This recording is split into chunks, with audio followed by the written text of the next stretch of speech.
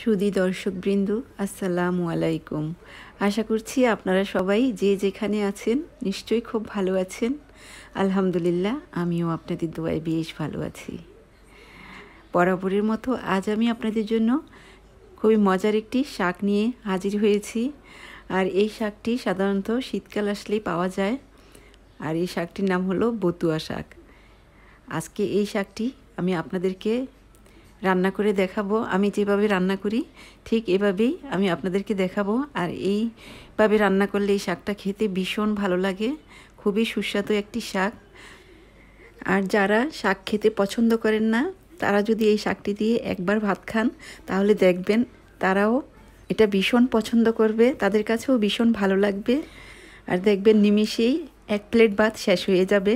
আপনারা আমার রেসিপিটি ফলো করে এভাবে একবার হলেও রান্না করবেন, দেখবেন আপনাদের সবার কাছে ভীষণ ভালো লাগবে আর পরিবারের সবাই এটা ভীষণ পছন্দ করবে। তাহলে চলুন আর দেরি নয়, এবার আমরা মূল রেসিপিতে চলে যাচ্ছি।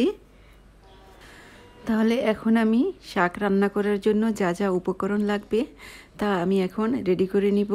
তো আমি এখানে পেঁয়াজ ছোলাটা ছাড়িয়ে ধুয়ে পরিষ্কার করে নিয়েছি, আর কয়েকটা রসুনের টুকরো আমি পরিষ্কার করে নিয়েছি এবং ছোলাটা ছাড়িয়ে নিয়েছি। তো আমি এখন রসুনগুলো কুচি কুচি করে এভাবে পাতলা পাতলা করে কেটে নিচ্ছি ছুরির সাহায্যে। আর আপনারা চাইলে রসুনটা এইভাবে না কেটে শিল নোড়া দিয়ে একটু থেতু করে নিতে পারেন। তো আমার রসুনগুলো অলমোস্ট কাটা হয়ে গিয়েছে, আমি এখন এগুলো এক সাইডে রেখে দিব।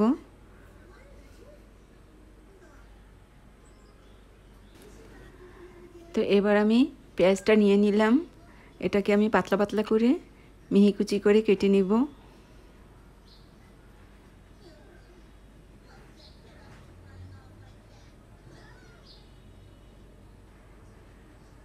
তো আমি পেঁয়াজটাকে কেটে নিচ্ছি।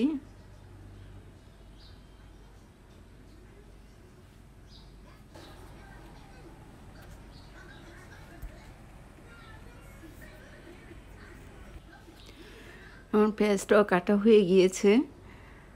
তো এবার আমি একটি প্লেটের মধ্যে নিয়ে নিচ্ছি রসুন এবং পেঁয়াজ।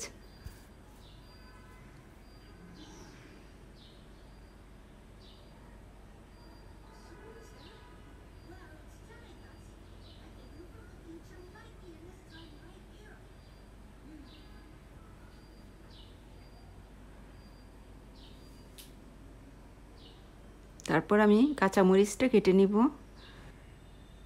তো এবার আমি শাক নিয়েছি, শাকটাকে ভালোভাবে ধুয়ে পরিষ্কার করে নিয়েছি আর শাকের নিচের অংশটা আমি কেটে ফেলে দিয়েছি। এই যে দেখুন, শাকটা দেখলেই আপনারা চিনতে পারবেন এটাকে অবশ্য বতুয়া শাক বলে, কিন্তু আপনাদের এখানে কার এখানে কি বলে আমি জানি না। আমি যতটুকু জানি এটাকে বতুয়া শাক সবাই বলে, তো এই নামেই সাধারণত এটা পরিচিত। তো আমি শাকটাকে দেখুন একদম নরম এবং কচি শাক নিয়েছি এবং পানিটাকেও আমি ঝরিয়ে নিয়েছি ধুয়ে। তো এখন শাকটাকে মাঝখান থেকে আমি একটু কেটে নিব।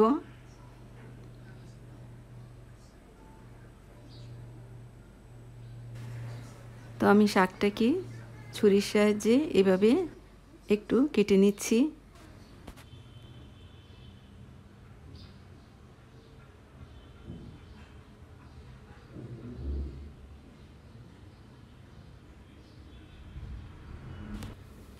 তো শাকটা অলমোস্ট কাটা হয়ে গিয়েছে।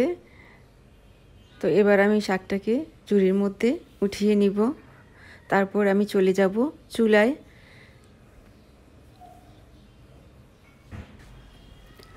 চুলার মধ্যে আমি একটি ফ্রাইং প্যান বসিয়েছি, ফ্রাইং প্যানটা গরম হয়ে গিয়েছে। তো আমি এই পর্যায়ে দিয়ে দিচ্ছি তেল।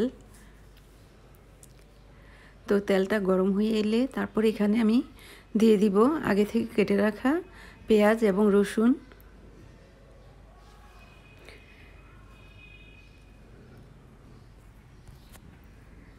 তো আমার তেলটা গরম হয়ে এসেছে, তো আমি এই পর্যায়ে এখন দিয়ে দিচ্ছি কুচি করে রাখা পেঁয়াজ।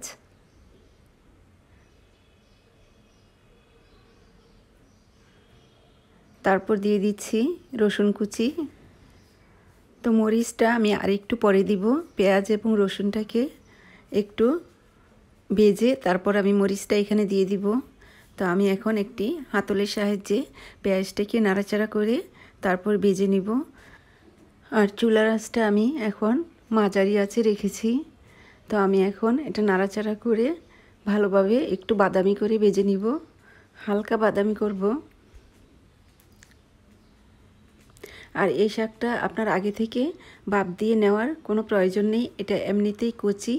আর এটা চুলার মধ্যে দেওয়ার পর, তেলের মধ্যে দেওয়ার পর এটা খুবই তাড়াতাড়ি এটা সেদ্ধ হয়ে যায়। তো দেখুন আমি পেঁয়াজটাকে ভেজে নিচ্ছি, বাদামি হওয়া পর্যন্ত অপেক্ষা করব।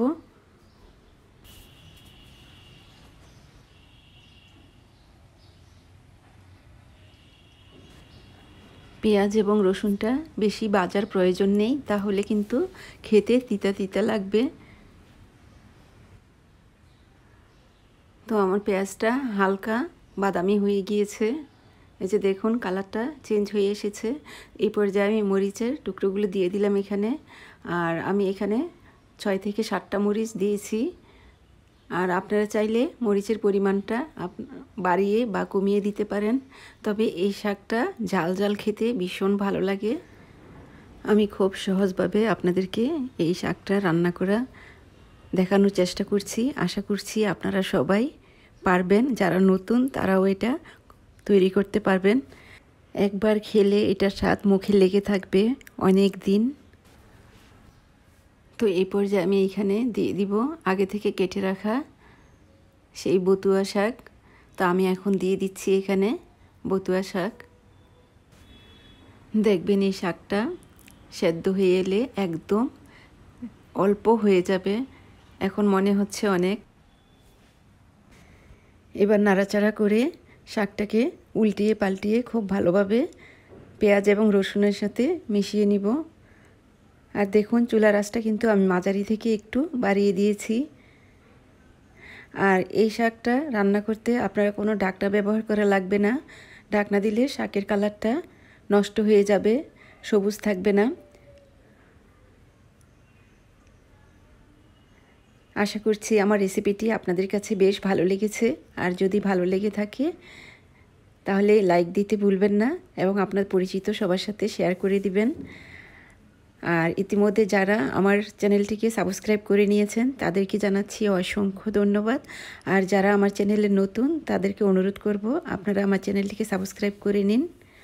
আমি এখানে দিয়ে দিলাম স্বাদমতো লবণ।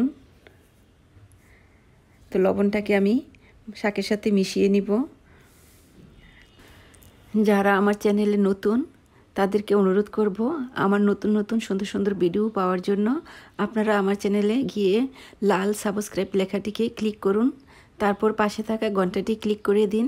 তাহলে আমি সুন্দর সুন্দর নতুন নতুন রেসিপি আপলোড দেওয়ার সাথে সাথেই আপনাদের কাছে নোটিফিকেশন পৌঁছে যাবে। আর তখন সবার আগে আপনারা আমার রেসিপিটি দেখতে পারবেন। এই যে দেখুন শাকটা সেদ্ধ হয়ে গিয়েছে আর কতটা কমে গিয়েছে, আর কালারটা কত সুন্দর রয়েছে এখনও। এই শাকটা সবসময় হাই হিটে রান্না করার চেষ্টা করবেন। আর আমার চ্যানেলে খুব সুন্দর সুন্দর রেসিপি দেওয়া আছে, আপনারা চাইলে এক নজর দেখে নিতে পারেন, দেখবেন আপনাদের ভীষণ ভালো লাগবে। তো এবার আমি পানিটা শুকিয়ে যাওয়া পর্যন্ত অপেক্ষা করব। শাক থেকে এই যে পানি ছেড়েছে সেই পানিটাকে শুকিয়ে নিব। আর এভাবে হাতলটা দিয়ে চেপে চেপে শাকটাকে একদম ভালোভাবে মিশিয়ে নিব।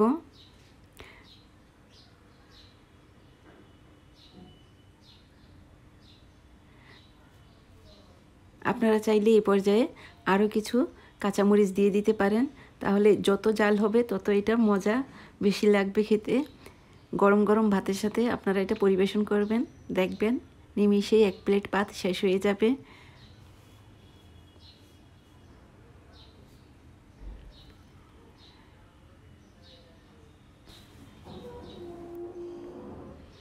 দেখুন আমি কিভাবে এটা চেপে চেপে দিচ্ছি, শাকটাকে একদম যাতে গলে যায় এমনভাবে এটাকে চাপ দিতে হবে, তাহলে এই শাকটা খেতে ভীষণ ভালো লাগবে। আমি লবণটা এই ফাঁকে একটু দেখে নিচ্ছি ঠিক আছে কিনা।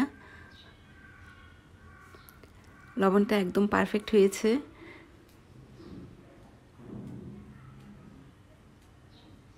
আপনারা চাইলে এটা শুকনো মরিচ দিয়েও রান্না করতে পারেন, তো আমি কাঁচা মরিচ দিয়ে এটা বেশি পছন্দ করি, তাই আমি কাঁচা মরিচ দিয়ে রান্না করেছি।